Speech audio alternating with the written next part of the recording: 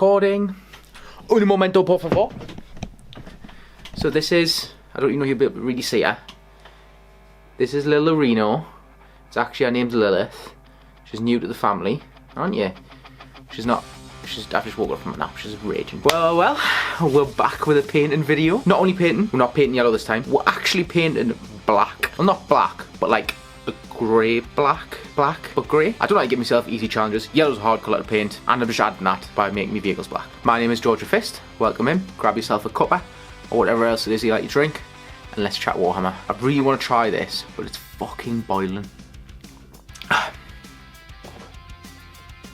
Not my greatest when doing these videos, not my worst. Now, I'm used to when painting yellow, it being a pain in the arse right from the beginning, sort of halfway through. But it's kind of the opposite with black. It's not a pain in the arse right at the beginning, it's more of a pain in the arse as you go through the steps. And that is just to make it not look flat, but we'll come on to that later on. Funny enough, we are painting black. We start with matte black spray from the Colour Forge. Just like in the other videos, I am doing multiple layers just to get a nice smooth finish and not to overwhelm the model too early and clog up any details. As I mentioned, black is a gorgeous colour, but on its own, it looks far too flat. Like your eyes read it quite flat on a model. And the lighter it gets, the less light it absorbs as well, making the mini in the real world still appear as black, but actually it's leaning towards more of a grey, and it usually looks significantly nicer. And this is why I start with Citadel's Corvus black paint, a very grey black rather than black, but being that little bit lighter, it's still going to read as black when you see it. Now, this went on via the airbrush. I've still got a lot to learn with the airbrush, but I'll come on to that later on in the video. Once that's sprayed down, it's time to get onto the painting. A little trick a guy at the Warhammer store taught us. You might never see this, but if he does, he knows who he is. He works in the Newcastle one. When you want to paint tracks or graph plates, leave them as the black and then get your dry brush. And I personally took Army Painter gunmetal and dry brushed that over top the black. This leaves the highest surfaces with a nice metallic colour. It leaves the recesses black, but again, the way your eyes work, it sort of tricks him into thinking the whole thing's metal, but with a darker complexion, a darker complexion in the recesses.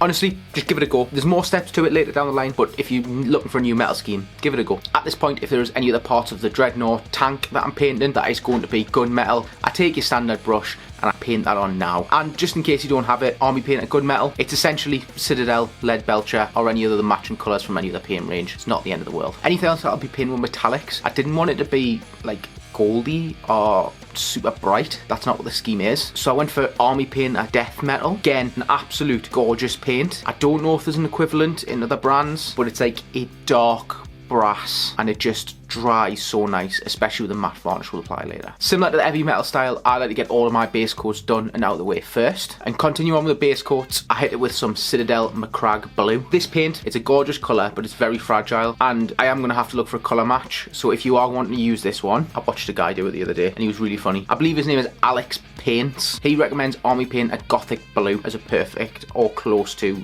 colour matches you can with this paint. That, by the way, that McCrag blue was painted over the upper reaches of the weapon casing. It's just to add a different colour on there, and blue contrasts quite nicely with the yellow on the rest of my minis. The rest of the weapons and weapon casings were done with Pro Acryl Dark Warm Grey. I found that previously I really liked the contrast paint Rattling Grime for me weapons, but over the top of the yellow and the black base coat, it doesn't really do anything because it's the contrast paints are meant to sort of tint. And I found this, it's decent, it matches well, and I personally like the way it comes out. Might be worth a shot for you. And it does sort of match as well once we've done other steps down the line. At this point, even though I'm meant to be doing sort of the heavy metal style, the armour was looking really flat and boring to me, and the last thing I wanted was to get through the paint steps and be like, well, I hate this. So I turned my attention to making the armour basically look not shit. So this started with sponging Citadel Mechanicum Grey all over the edges of the armour. Now I wasn't going to the middle of the armour panels, I'm essentially doing reverse highlighting here, where I'm trying to make the edge of the panels a bit lighter, and so it'll draw your eyes there and then round the armour panel. But on its own, I think this was looking a bit shit at the edge of the models. That's when I grabbed Citadel Celeste Grey, and I took a brush this time, not sponging, and in say the larger parts and along the edges, I put this on with the brush in the dots of Mechanicum Grey. It gives that sort of 3D damage effect that I do on my yellow, but just with different colours because the armour's black. I have found it looks quite nice. I'm not sure if in later variants I maybe want to do a bit of a wash over this. I'd love your opinions on that. A lot of people have said it looks okay, but I'm still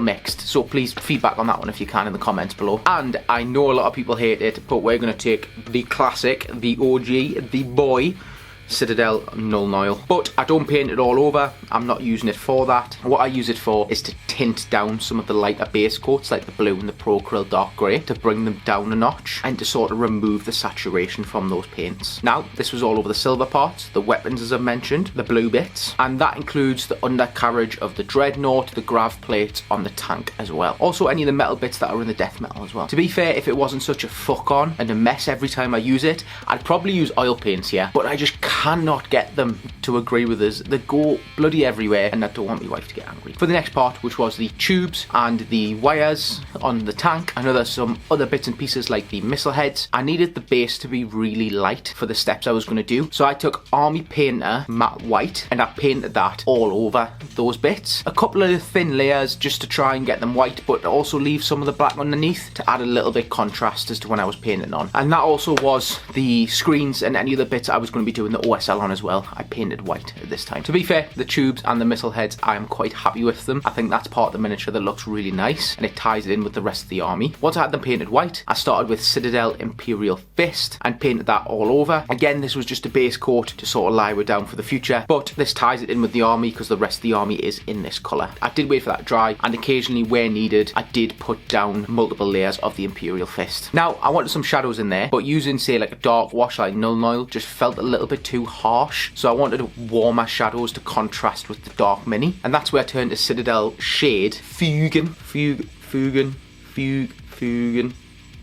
Orange.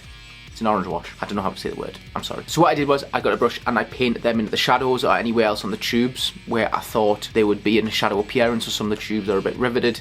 Some of them I had to paint them in between tubes on say the underneath of the curvy one. Painted them underneath there. Again, where needed, a couple of coats to get a nice orange warm shadow. And finally just add a little cherry on top following that heavy metal style. I took Citadel Flash Git Yellow and I sort of painted that on any of the raised bits, any of the bits that were facing up or where the light might be hitting on, just to sort of bring it up and to keep the definition away from the shadows. So the shadows with a nice orange, then the Imperial Fist in the middle, and then this flash gets along the top. Again, following that heavy metal style and just to give it a highlight and to hopefully give it a little bit of a pop. So on this really dark mini, one of the main things your eyes are drawn to are these yellow aspects which tie in with the infantry in the army. And at this point, I wanted to try some OSL again, with the first time being with the Marshall conversion I did the other day. Again, that's on my YouTube channel. You can go have a look. For those as well who don't know or might be new to the hobby, OSL stands for Object Source Lighting. Much like this light here is shining down onto me, so if I was painting me, I'd be painting like my front lit. Your object source lighting can also be from the lights on the miniature. It can be lights from, say, the base, from exterior that you can't see. That is what object source lighting is. I started by making sure the lights were actually painted. These, of course, were white for now, and to give them the lit up look, I did a couple of coats of Army Painter Special Effect Plasma Coil Glow. This was to sort of set the light source, and it leaves a bit of a darker tone underneath when you do the object source lighting, where the rest of the armor is black around it. When you spray the little bit white over and the blue over the tint, this stands out deeper underneath. Next, I went back to the trusty Army Painter Gunmetal and I painted any of the bits that were sort of the casing of the light, or there's some bars over some of the lights as well, so I painted over that as well. Again, this will stand out underneath the OSL and you will be able to see it, so it is a necessary step. Now to do the actual OSL itself, I mixed with airbrush thinner some Army Painter matte white. Now this is where I probably need to learn, because that wasn't very good, the mixture. It didn't go through the airbrush probably as smooth as I would like, but I think this is going to come with practice,